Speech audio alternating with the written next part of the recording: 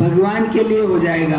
भगवान के लिए होने से भक्ति हो जाएगी और अपने लिए होने से कर्म तक यानी अपने तक रहेगा और वो कर्म हमारे को बंधन देगा। और भगवान के लिए क्या होगा तो वो हमारे को बंधन से छुड़ाएगा। इसलिए कहते हैं कि परमात्मा सत्य है, भगवान बराबर है और उसके लिए किया हुआ कर्म वही एक कर्म है जो हमें भगवान से जोड़े या उलझनों से निकाले, उसी का नाम कर्म है।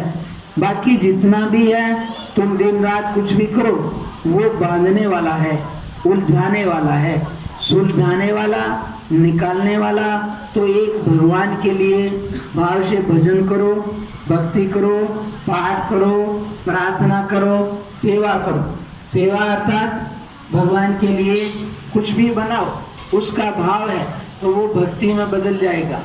और अपना है तो कर्म तो तब भी वही है, झाड़ू भी लगाना है, सफाई भी करनी है, भगवान के भाव से करें तो भक्ति बन जाएगी।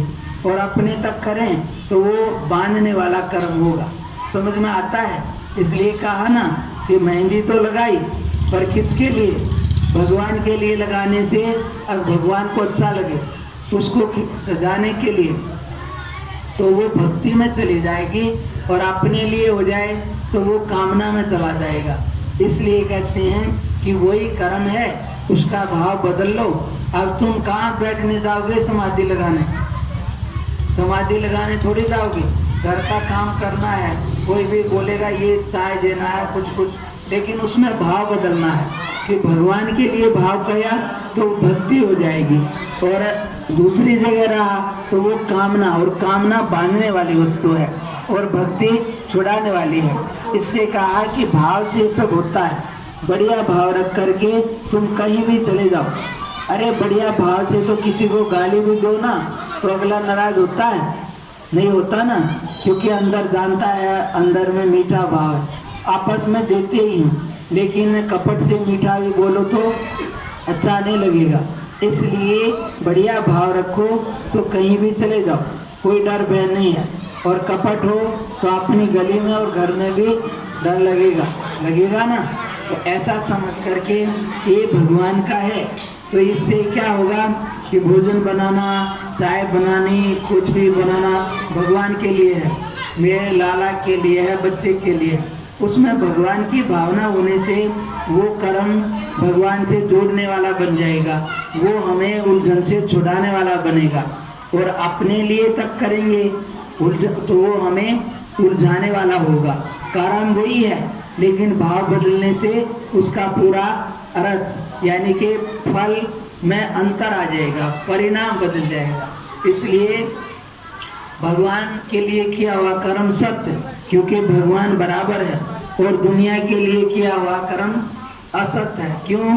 क्योंकि दुनिया असत्य है। असत्य का मतलब क्या कि यहाँ कुछ भी बराबर रहने वाला नहीं है। जितना जो भी कुछ तुम्हें दिखाई देता है ये सारे का सारा असत्य में आता है, क्योंकि कोई भी चीज़ बराबर नहीं रहेगी। कितना है बढ़िया कोई भी चीज़ हो, कुछ समय के बाद अच्छी भी नहीं लगेगी और रहेगी भी। इसलिए कहते हैं कि इसके लिए कुछ भी करो तो ये असत्य में ले जाएगी, अशांति में देगी। लेकिन भगवान के लिए कैसे भी चलो तो वो बराबर रहने वाला है, सदा के लिए साथ देने वाला है, सच्चा है, तुम्हारा है, अपना है और तुम्हारे अंदर है।